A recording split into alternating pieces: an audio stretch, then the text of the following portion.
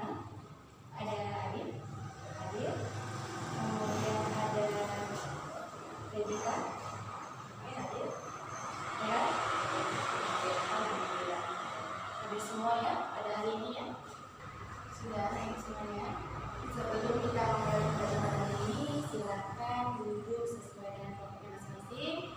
Kelas 4 ada di sebelah ibu dan kelas 5 di sebelah lagi.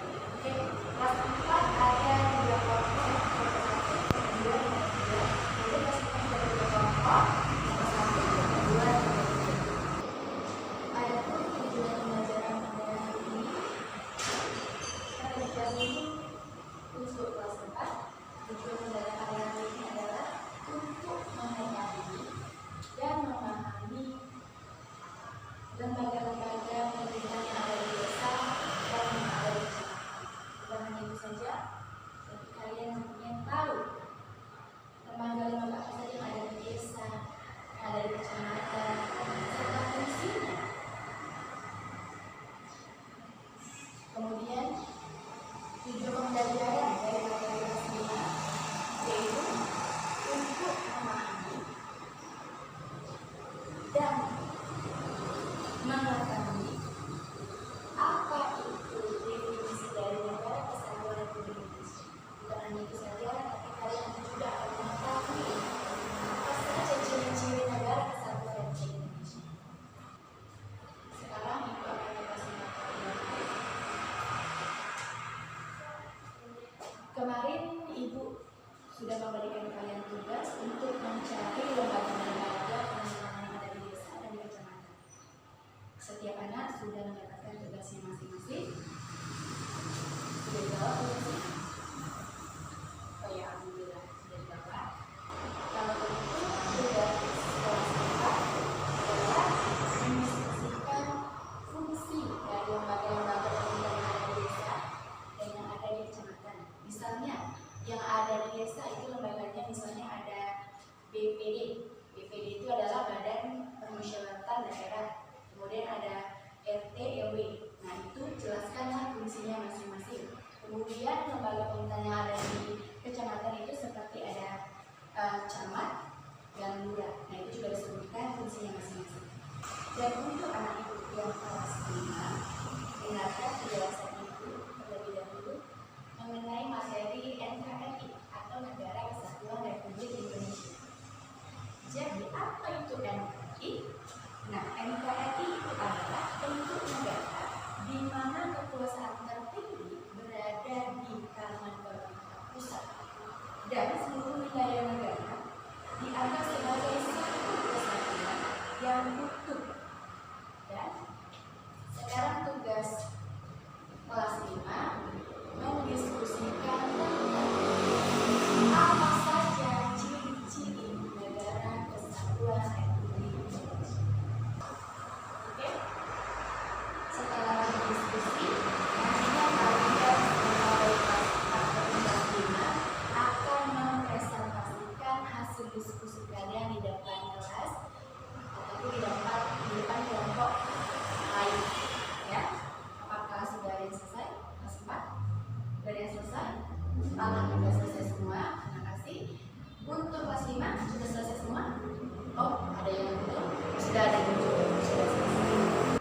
Langsung saja untuk kelas 4 yang sudah selesai dengan hasil diskusinya, silakan ke depan untuk mempresentasikan hasil diskusi kalian kepada teman-teman. Ya, bagus sekali hasil presentasi dari kelompok 1 sampai kelompok 3 tadi. Nah, kemudian kelas 5, apakah sudah selesai diskusinya semuanya? Alhamdulillah sudah selesai semua. Anak-anak ibu yang kelas 4 dan kelas 5, sekarang ibu akan memberikan garis besar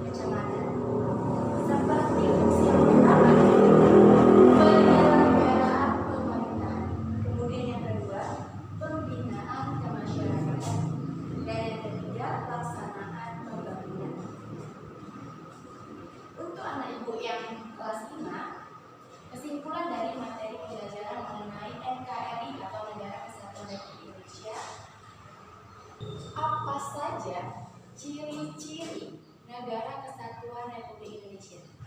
Siapa yang bisa jawab? Oke, benar sekali.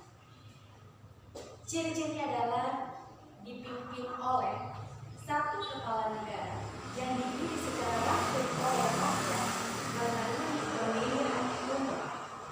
Siapa yang tahu kepala negara kita dinamakan apa?